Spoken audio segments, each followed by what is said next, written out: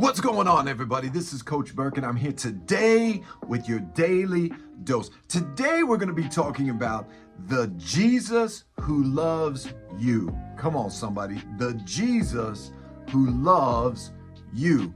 We're going to kick off with some scripture real quick, and then we're going to dive right into this. Today, we're going to turn to Mark chapter 10, verses 13 through 16. Mark 10, verses 13 through 16. This is what it says. People were bringing little children to Jesus. They wanted him to place his hands on them to bless them. But the disciples told them to stop. Just stop. When Jesus saw this, he was angry. He said to his disciples, "Let the little children come to me. Don't keep them away. God's kingdom belongs to people just like them." What I'm about to tell you is true.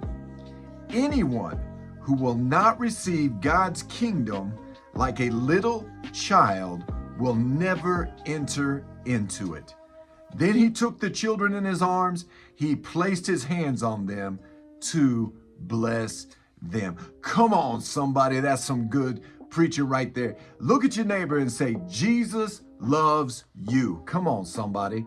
Jesus loves you. Now, during this time of Jesus, children entered adulthood around the age of 12. Come on, how many 12-year-olds we got out there? Let me see your hands. Come on, let me see. I'm looking. How many 12-year-olds? For those of you that are 16, 17, man, you're old grandmas by now. Come on, somebody. You entered adulthood around 12 years old. Girls would plan for marriage at 12 years old. I can't even fathom that. Come on, 12-year-old girls, let me look at you. Are you ready for some stinky boy marriage? Have one of these junior high boys as your husband? Oh my gosh. Doesn't that blow your mind, right? And boys would either do this. They would either continue to study the Torah, or they would enter into their father's trade, or they would go into the family business, right? Children would come to Jesus.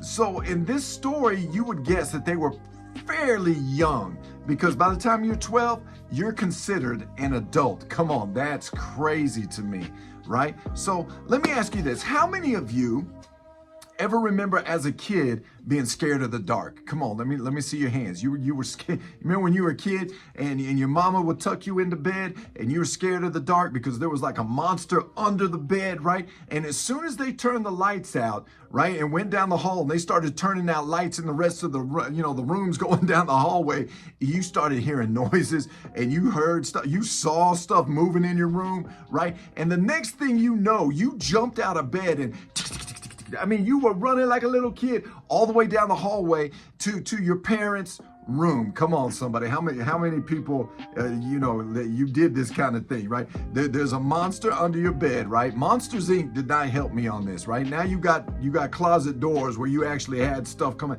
Yeah, that didn't help, right? I remember being a kid, and you do this. Now, some of you just bust into your parents' room, and you're like, oh my gosh, you're right in the middle of the bed. You're diving under the covers. You're trying to cover yourself up, and you're trying to do, Mom, Dad, there's something in my room, and you're scared of the dark.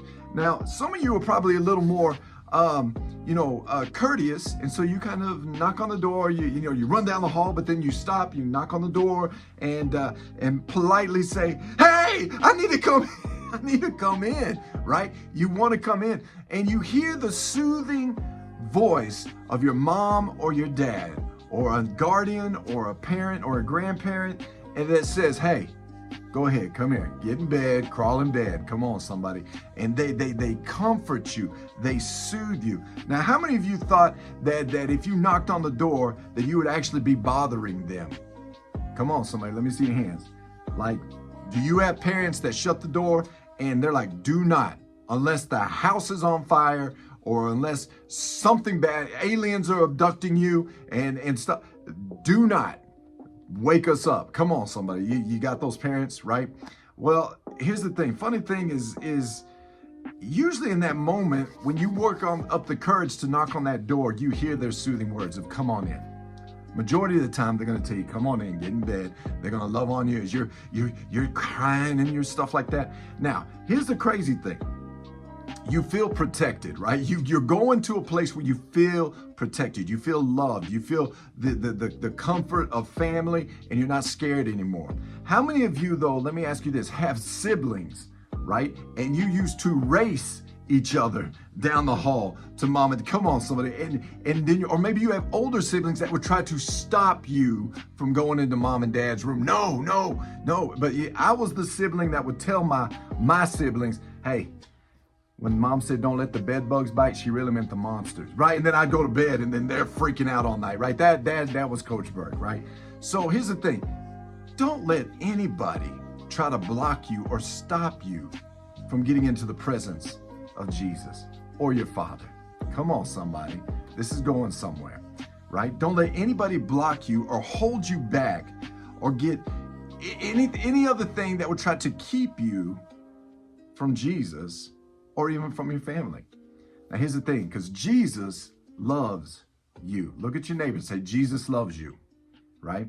And because of his love and because he wants us to be in his presence, we just read the thing where the little kids came to him. He put his arms around them and he blessed them. He loves you. He wants to bless you. He wants to show you how much he loves you. He is in your corner. Come on, somebody. He wants to hang out with you. He wants to commune with you. He wants to talk to you. He wants to show himself to you. And because when you begin to hang out with Jesus, and because of that, because of him wanting to hang out with you, you begin to change. And guess what? You begin to tell other people about how amazing Jesus is, because Jesus loves you. And Jesus loves me. Now, here's the thing. We're going to break up into some small groups real quick. We're going to talk about what it means to receive Jesus's love. And we're going to talk about that just a little bit. Peace and prayers. God bless. Guess what? I'm out.